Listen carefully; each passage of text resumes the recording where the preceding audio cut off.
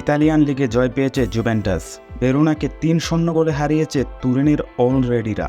২৮ মিনিটে সফরকারীদের এগিয়ে দেন Serbian forward লাহোভিচ। প্রথমার্ধে লিড ২-০ করেন নিকোলো সাবোনা। ৫৩ মিনিটে পেনাল্টি পায় সফরকারীরা। পেনাল্টি থেকে গোল করে নিজের জোড়া পূরণ করেন লাহোভিচ। ৩-০তে এগিয়ে থেকে আক্রমণের দ্বারা অব্যাহত রাখে জুভেন্টাস। বাকিটা সময় আর ব্যবধান বাড়াতে পারেনি সফরকারীরা। ২ ম্যাচে ২ জয়ে পয়েন্ট টেবিলের শীর্ষে উঠে এলো তুরিনের অলরেডিরা। ২ সেপ্টেম্বর লিগের তৃতীয় ম্যাচ রোমার বিপক্ষে খেলবে জুভেন্টাস। লা লিগায় আজ মাঠে নামছে বার্সেলোনা। প্রতিপক্ষ রায়ো ভায়েকানো। ম্যাচটি শুরু হবে রাত ১:০০টায়। প্রথম ২ ম্যাচে দুটিতেই জিতে পয়েন্ট টেবিলের ৩-এ রয়েছে বার্সা। এ ম্যাচ জিতে ভিয়ারিয়ালকে টপকে পয়েন্ট টেবিলের ১-এ উঠে আসার সুযোগ রয়েছে কাতালানদের সামনে। ইনজুরির কারণে কোচ হ্যান্সি ফ্লিক এই ম্যাচে পাবেন না মিডফিল্ডার ফ্র্যাঙ্কি ডিয়ন এবং গাবি, ফরোয়ার্ড আনসু ফাতিকে।